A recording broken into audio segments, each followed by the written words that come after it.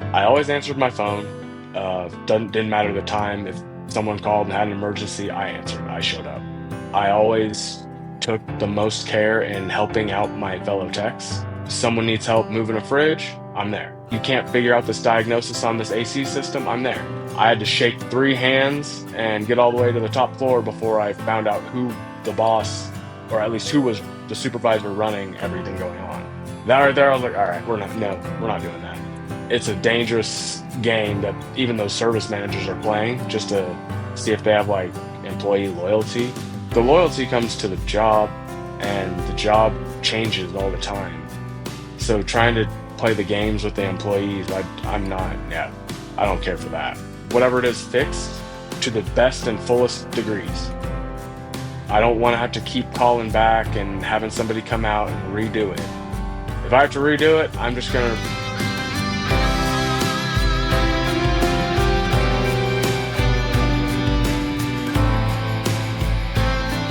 I want to start this conversation by thanking our sponsors from AppWork who are making this broadcast possible. If you're in the market for maintenance mobile solutions, appworkco.com. Once again, Tyus, welcome to the show. Great to have you here today. I've been looking forward to have you on a show for a minute, for at least 2 weeks. This is over recent date. So, Yeah, how are you today? I'm doing very well. Another day. Thankfully, I was able to get everything more or less scheduled quick, so I got open time. Let me start by asking you about your journey in multifamily property management. How did you get into property management? Oh, I got into multifamily on accident. I did do commercial construction back home.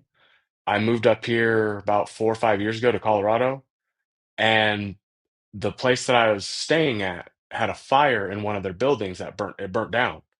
Saw that everybody was kind of hectic, kind of crazy up there, and just went in to go pay my rent. And I said, "Hey, do you guys need help?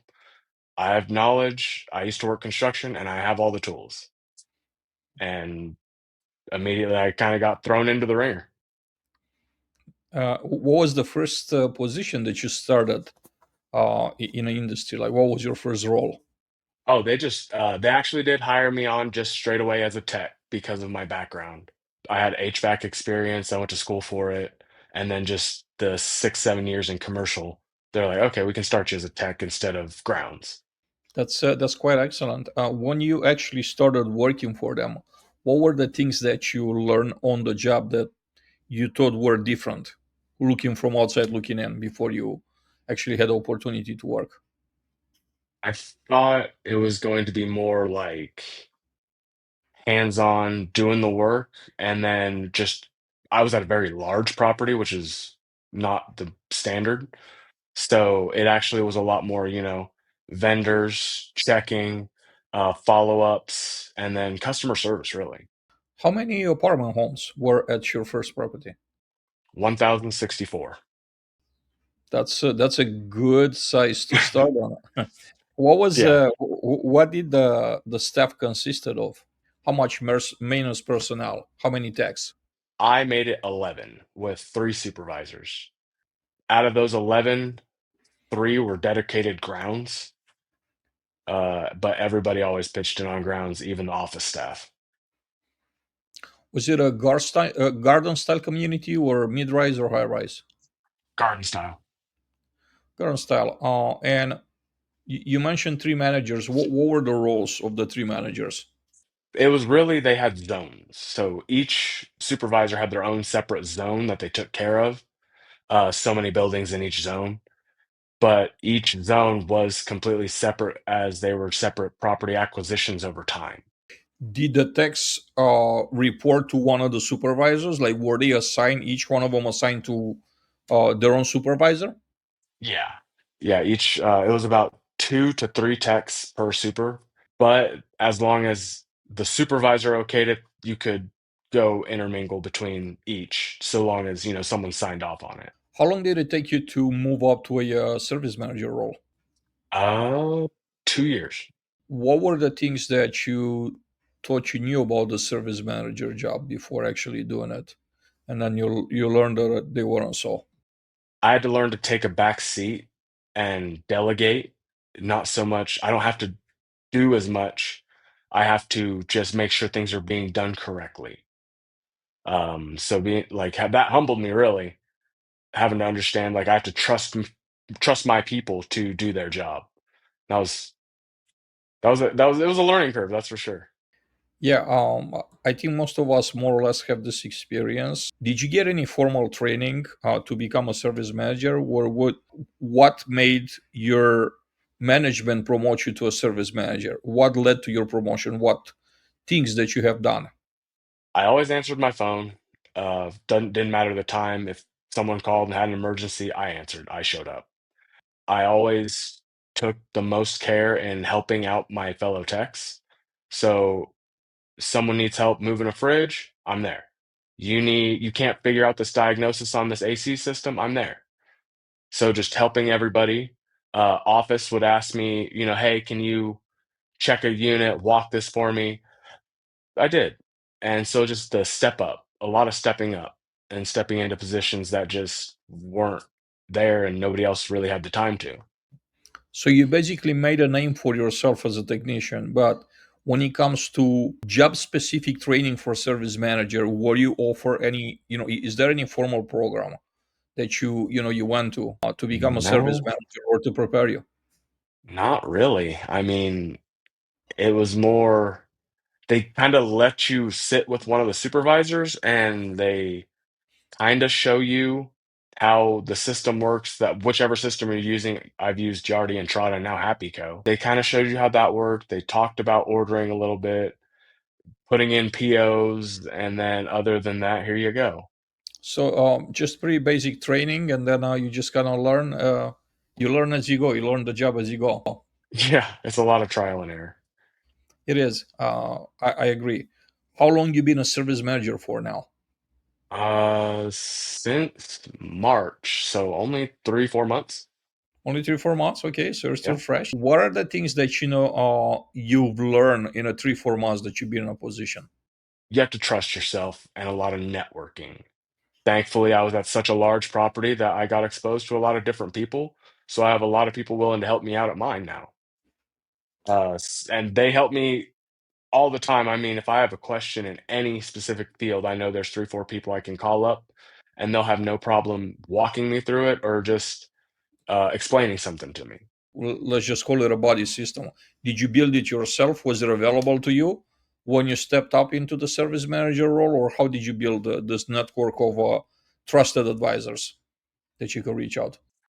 The network was partially in the process of being built. Now, director for my division, he was just my regional, and he recognized me immediately. Said that like there's something in this kid. I want to get you up there. He just told me be patient, and then slowly over the first year that we worked together, he would like here use these people, call these people, keep these numbers, and like you'll see what I mean. Like that, he told me that a lot. He goes, "You'll see what I mean," and you kind of just pick it up pretty quickly.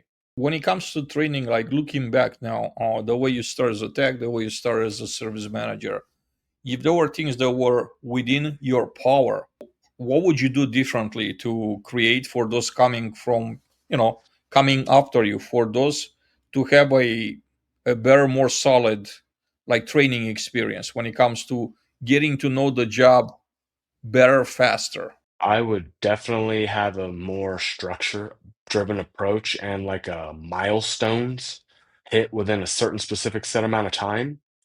When I started, it was, hey, you're great, you're on site. Here, go do this. We'll check on you in a bit. And that was me starting this maintenance as a maintenance tech. I was like, oh, okay. I don't even know where anything is, but I'll just do what's asked of me. I definitely structure that out and assign a trainer, take them on different units, different make readies, get them exposed to see what the strengths are. And I'm a person that I like to capitalize on weaknesses, not strengths, because I want you to be all around. You don't have to be the best in your specific area, just be all around. Now, technology is becoming bigger by the day in a society, and especially artificial intelligence. How would you see that playing a role? How would you see us leveraging AI into doing a better job training our people? Like including that or leveraging that into the training programs existing. It's a net positive. It has its downsides because it's not the smartest yet, especially for us. I use it all the time because it helps me with organization, but I'd use it as like I guess, kind of like a task manager that will have everything listed out, check this, make sure you're checking off these boxes throughout the week for an incoming tech.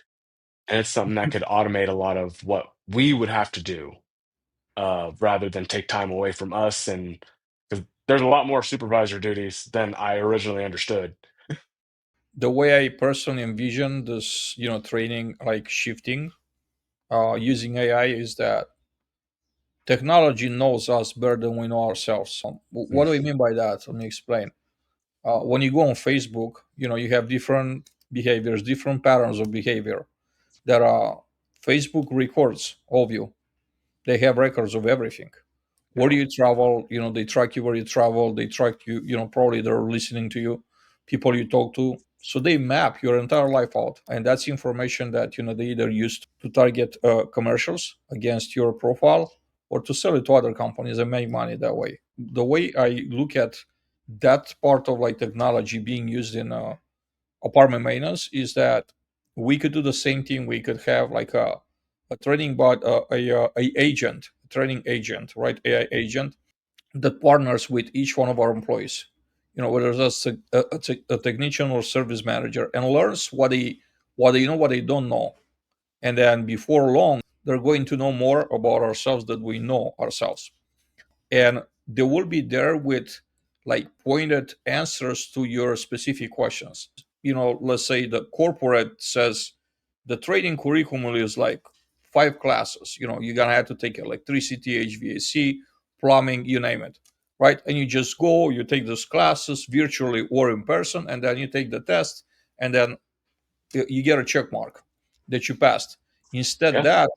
that will transform into training on demand, because that AI is going to know what you don't know, and is going to deliver that specific information for you as needed when you need it, like on the spot, versus you having to like maybe go to a computer or go to an app and like do a search looking for an answer, or even a YouTube search.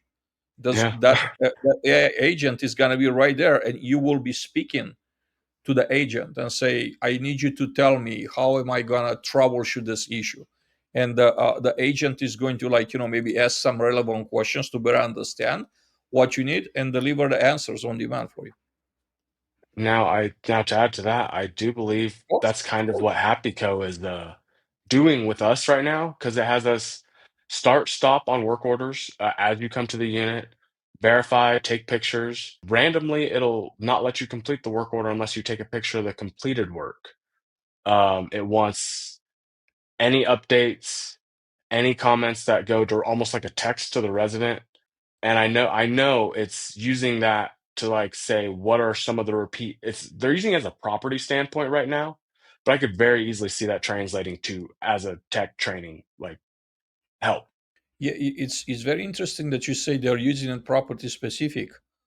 I think that yes, training should be narrowed down to specific properties when you have employees assigned to specific properties.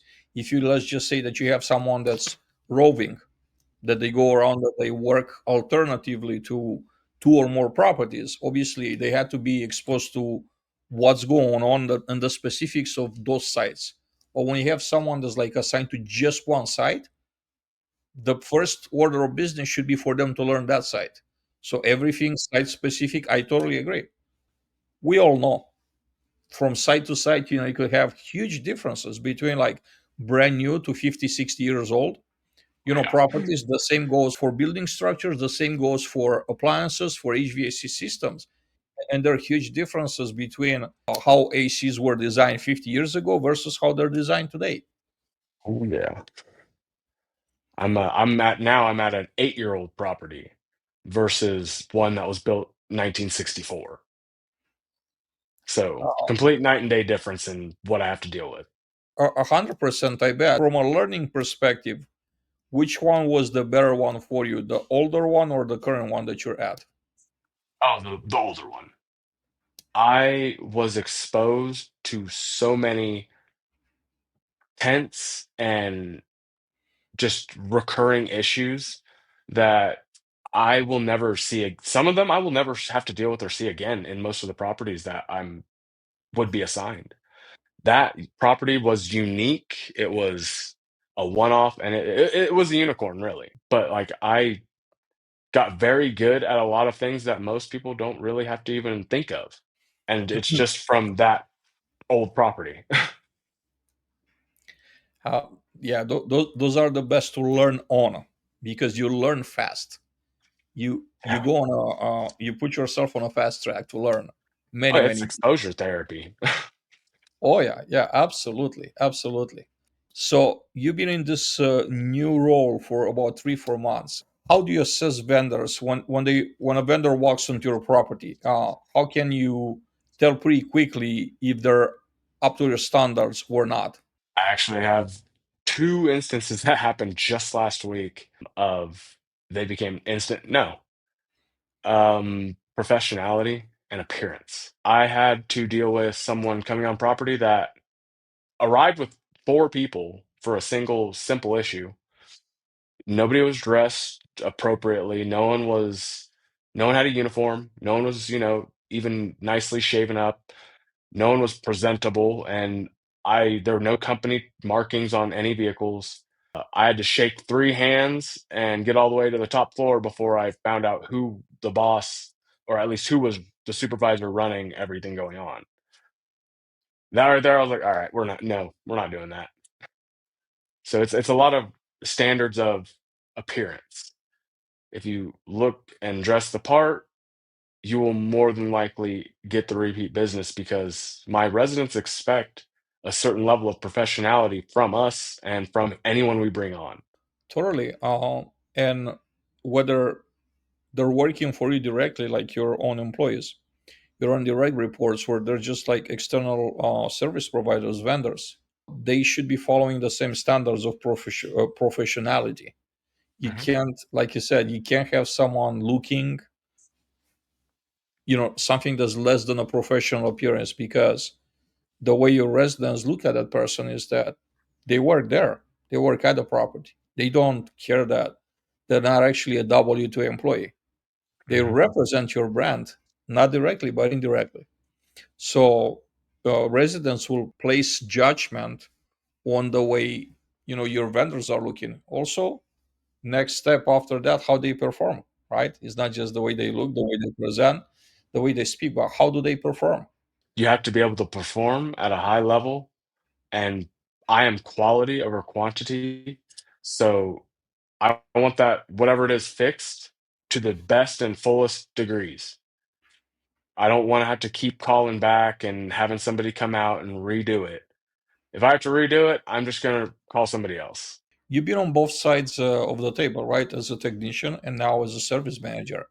I'm curious if you could name, in your opinion, one mistake that instantly breaks trust between a service manager and their team. When a service manager tells their technician to do something that is not just outside the confines of what they normally would do, but it's just like that's like we nobody does that. We don't do that.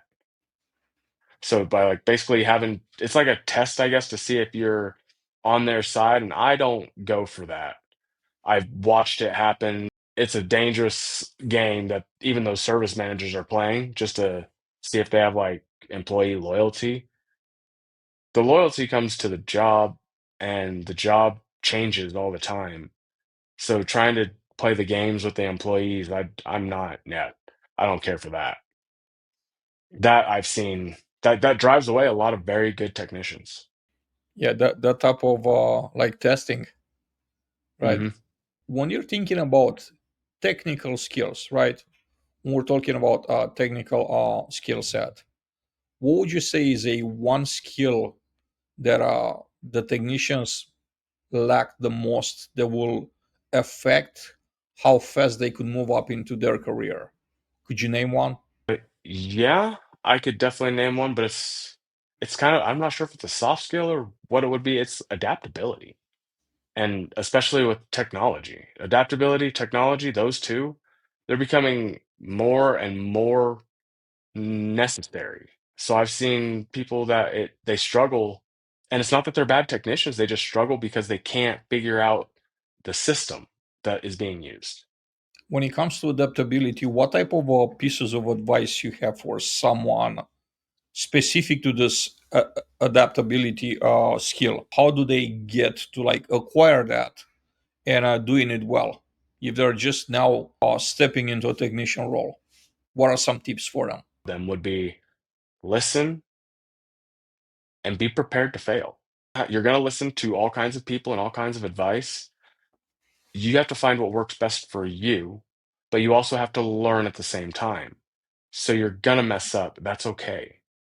We all mess up. As long as you have someone that's willing to help and show you the correct way and the right way, you're set. And someone that's patient enough to show you those things, obviously. This episode is brought to you by AppWork, the maintenance platform built by operators for operators. If your work order system is slowing you down, it's time for a change. AppWork helps you streamline operations, boost tech efficiency, and track everything in real time.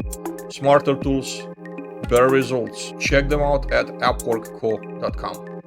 When it comes to the importance of preventive maintenance, have you ever been in a situation to have to deal with something really, really, really major, right? Something that was very time consuming, messy, and it cost your company a significant amount of money that could have been cut during like a preventive maintenance, routine during a routine preventive maintenance that didn't take place like it should. Yeah. Not while I was at the property, but one of the buildings went up because of dryer vents not being blown out, along with just skipping of fire alarms. Not necessarily like they changed the battery, but did you pop it down, look at it, and see when it expired? So that could have saved some things. It's not the fault of anybody. I mean, most maintenance nowadays is stretched pretty thin, but I'd rather get yelled at for taking too long and doing it correctly than things happening and they could have been prevented. This is definitely something that could like put someone's like your resident's life in danger too. It's not a small thing. 100%. Like we have people's lives in our hands daily based on how we act and how we what we do in a unit. And it's, CO monitors. Thought I knew about call or at least the fire smoke safety stuff. I had a question, looked online, I was like, oh wow, I didn't know CO monitors have to be within so many spaces of or so many feet of a bedroom. No one told me that, but I thankfully went out and sought the information. When it comes to budget cuts or like prioritizing, if you are to be in a situation where you have preventive maintenance scheduled, and let's just say that you got to order your batteries for smoke detectors, your filters, and then you should be ready to go by next Monday. If someone higher up will say, well, this is not really in a budget for this month, we got to wait 2 more months, when this expense when we're budgeted for, and that it's been like 3 months or 6 months, whatever your preventive maintenance schedule is telling you. How would you approach that? How would you manage that situation? I know about the budget. Budget to me is like that's a suggested the what the specific property wants, but that's not always real. Budget a lot of times gets in the way more often than it helps, only because it's limiting you from doing all you can. I'll sacrifice my bonuses. That doesn't mean anything to me. I'll sacrifice that in order to make the necessary purchases for a property, for a company, whatever we're needing, filters and fire alarms and all that stuff. We have to have it. It's not even a question. I love that you're saying that you're gonna sacrifice your bonus. I've seen so many individuals that are like bonus driven that they would not, for the life of them, they would not spend a penny if they know that that penny spent is gonna put them over the whatever spent limit, and then they won't make their bonus. I honestly never Yeah, really I've known been the type. never been smart enough to like figure out my bonus schedule and just like follow that and be driven by that.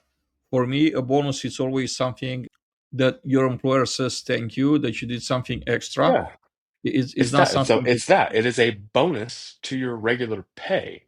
I call it a, maybe it's just because I grew up very dirt poor. it's a bonus. Bonuses is it's extra. Like, you stop playing with figures you don't have. I'm the same way. Never really chased a bonus. That's why you call it a bonus, right? If he Yeah, comes in, wherever that is, you say thank you because it's a bonus, right? yeah. You count on what your base salary is, make the best out of every situation, but without sacrificing quality of work, cutting corners, not ordering stuff that it's needed, ordering everything and taking care of the assets and the residents as well. Like, I've stayed within budget, thankfully, just because I do a lot in house. Like, me and my tech we're very capable. So we do as much as we can as long as we have to.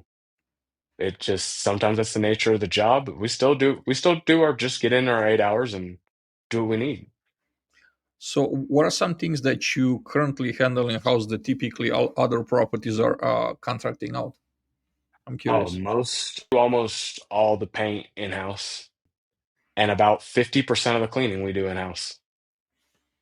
I know Wow. those are like the two big ones that people vend out. I say, for what? If I have to forego, looking up some pointless stuff on the computer that has no relevancy right now to the property, then I do. Like, I'll go help my tech and we'll paint a unit in half a day. Or I'll sit there and oh man, we forgot about that unit. Let's get it cleaned up right now. Like, so we do a lot of that in house. That's remarkable that you could make time, that you have time to like keep up with your work order volume, and also do turns like do paints and cleansing house. So See, that's normal. work Yeah. orders and like we have a weird schedule for turns. It's set up almost like a campus setup, where it's really heavy in June, really heavy end of July and early August, and then it's like maybe four a month. So it's really clustered of like overwhelming amounts and then really chill. Are you student property? No, You're not. Okay. no, we're just around a bunch of colleges around here, and it's a very young community, so it's a lot of people going to school and stuff like that. So it makes sense that you align your turnkey schedule with with their Mhm. with their needs, which are if they're going to college, it's kind of like the same as a student community. It is. I mean, I think our average age on property is like 30, 31 or 32. And that's just overall. We do have obviously some outlier older and even 18, 19-year-old residents, but for the most part, it's like in that mid 20s, That's very young which is definitely a far demographic. cry difference. Yeah, it's a far cry difference. I came from working class. Like, everybody's going to work every single day. Got it. So they put a lot When of trust. They put a lot of trust in us. when it comes to turns, to turn times, what's your average turn time for every vacant? Average turn time ideally is 5 business days, so 7 days total. Are you hitting your numbers most of the time? Average for most of the time, yes. There are some that, I have to hold on because right now, our flooring that they used on this property is discontinued. So I got to work with reps we're going to find a solution and find a new one. So I got like 2 units on hold for that. But for the most part, I do get it in time. I was terrible at it when I started. I What? way How, over. how did you learn to get better? Pre-walking. Pre-walking helped immensely, or just getting eyes on it, seeing, scheduling out ahead of time. putting it in the computer ahead of time, having reminders set up, and scheduling with my tech does a lot more of our turns. I do a lot more of the work orders. So seeing with him what would work, and if we set out a schedule, on that schedule, if any days overlap where it's like there's no way we can do both of those, then that's what goes to vendor. Understanding that they're not all going, it's an average that has to be within that time period. They don't all have to be, you know, 3 4 day turns, because there are some nightmares that are going to take more time, or you're going to run into delays. But just understanding that, because I'm super strict on myself, that helped, as well as coordinating with a vendor. So if I know that those times overlap, sitting down with my tech and plotting things out like that. Oh, we have here, here, here. So I can get that scheduled now, not the day of.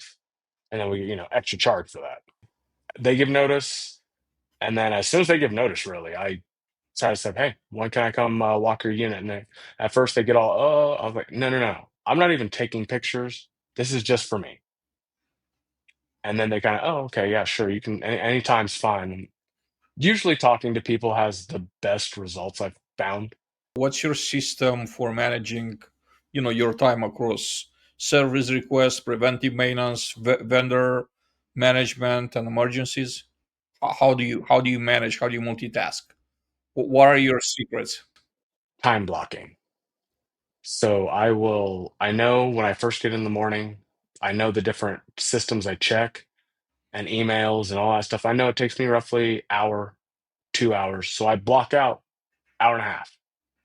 And then as I have reminders and lots of timers, and as soon as one goes off, even if I'm, not fully finished with the email or whatever, that's fine. I can do it later. I can do it when I have a down period in another area.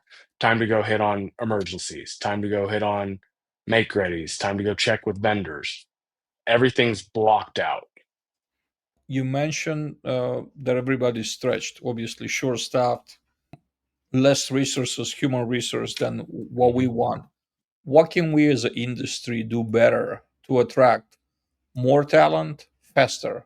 Obviously, we're all suffering as an industry as a whole. Yeah. Our industry suffers from labor shortages. What are some things that we could do systemic at a system level, at an industry level, that could make the situation better than what we're encountering today? Well, what I've seen and how it happened to me, there's no exposure really. As far as like I didn't even know how to get into maintenance for a property. Like there's no, hey, apply here, or there's no way of, it's not a very well understood what the process is. Just being more open about what the process is about it would help tremendously. I talked to the property manager and just asked if he needed help. And then he told me, oh, that's great. Make a LinkedIn, go here, go to this company's site and apply with, I was like, that's a lot. So, so to be able to apply.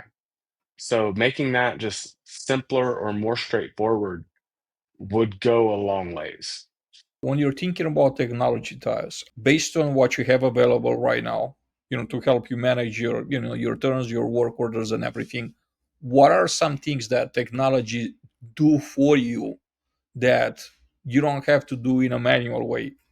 Give me some specific tasks that beforehand, let's just say, maybe you had to do them manually, which, because you're using certain pieces of technology, you don't have to. From being a service manager, what are some tasks that technology you currently use automates for you? Well, right now, it definitely makes my checklists. I'm a list person. I like to be able to look at something and like my time blocks. It does all that for me. I just tell it what I need to get done in a day, and it'll make time slots that are available to me, factor in all the different possibilities. So checklist is a big one for me. It also helps prioritize. It Things that I thought were a higher priority based on all the information it has, which is pretty much the same that I do, but it keeps track of knowing the property too, because it grows with It doesn't lose anything. It just grows with the database it gets.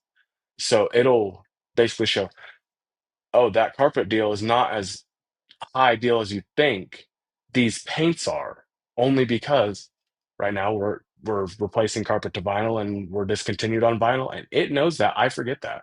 So you mentioned we're not doing enough outreach to get new blood into the industry, right? What are some other things that we as an industry could do, generally speaking, not just in regards to staff shortages, but the way we operate, right? I'm asking you because you're a young mind, so you're a young person first of all as age, and then you haven't been in industry long enough. And I think disruption for any industry, it's not typically gonna come from within; it's gonna come from outside. So the way I look at it, the way I look at you is that you could be a disruptor. You could be the person or one of the people that disrupts this industry. And I wanted to know your fresh take because you're still fresh. You Yeah. haven't been around long enough to like get in line with our old habits for decades that we've Yeah. been carrying around. I'd like to get your take on what are some things, if you were to look from outside looking in and just say, this is how I think we could operate our business better than the way we are today. What are some suggestions that you will be making?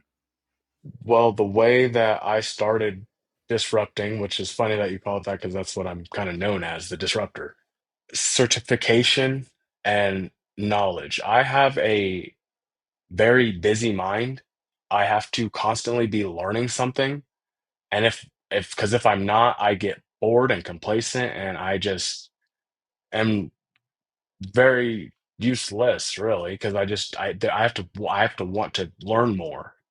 So certification has been the biggest thing. I learned like, oh, I need a certification for that or this, and I work towards it and I get it. And even if it has to come out of my own pocket, hey, that's what your bonus is for. Use that, put it towards that, and then boom, you're certified in all these different things. Look online and apply for like I got the NAA scholarships. That's how I got my CAMT. That helped a lot as far as like just standing with the higher ups and bosses and recognition. I genuinely think a lot of it is there's this older school thinking of if we help you get your certification or whatever, you owe us X amount of years, or if you like, we'll do that for you in time. That's fine. I'll just do it myself because I have to keep learning. Otherwise, that's where people don't stick around. Especially the younger they are, the shorter their attention span is, the more they need to learn. Teach them. Don't create these barriers of knowledge. Tell me about where you see some opportunities for us as an industry to capitalize on. I see heavy opportunities in all companies. It's not so industry wide training. There needs to be, we need to have more than just anybody going in because some people are technically minded and some people aren't. So we have to be able to vet those out faster. And the way you do that is training and hands-on, because most of the people that come in this industry, you're a hands-on person. You have to physically do it yourself at least once. Being able to expose them to it, and maybe your property is not very large, and that's okay. If that's the case, work within the company to, hey, we're not busy right now. We're gonna send you over here. Be comfortable with moving around. I was a very used to just one property until I started getting as a tech, just moving to different properties and helping out. That eye-opening that the place I was a unicorn, first off. But the second is like there's so many different training methods and ways of going about things. You're gonna learn something, and that helped a lot too. Where do you see yourself 1, 3, 5 years from today Mhm. conversation? I love that question only because when I got asked 2.5, almost 3 years ago now, by the now director, I told he was regional at the time, and I said, "I'm gonna have your job." And he laughed me off, and then he saw how like the hunger I had to learn and how fast I learned. He's like, "Oh, okay, this kid might actually be serious." And the goal has still not been different. he's director. I still see my like I'm chasing your goal because he worked his way from 18 years old, hotel maintenance grounds to the director. It's doable. I just want to do it faster. Was great having you on today. I like to continue these conversations. I Uh, like to I'd love to. I love to see you on our council meetings, participating and Absolutely. contributing. I like to get you back on a podcast because I want to see your progress. What are some closing words? What are some closing thoughts to close this conversation for our audience? Don't get discouraged. This industry is it's the nature of the beast. It has its ebb and flow and ups and downs, and it's overall it's getting better and it's going to continue to get better because we're going to make it better. I appreciate you making time for me. I know it's Monday. I know it's super busy for you. It's probably the busiest day of the week. I hope to get you back here soon to continue these conversations. I'd love to, and I'll be waiting. I look forward to any conversations I've had with the group or even on here. They've been very insightful and helpful. So I'd love to keep doing them. Everyone, thank you for watching us today. This is another episode of Masters of Maintenance. I want to thank our sponsors and friends from AppWork for making this conversation possible. And I hope to see you back on the next one. Take care. Have a good one, guys.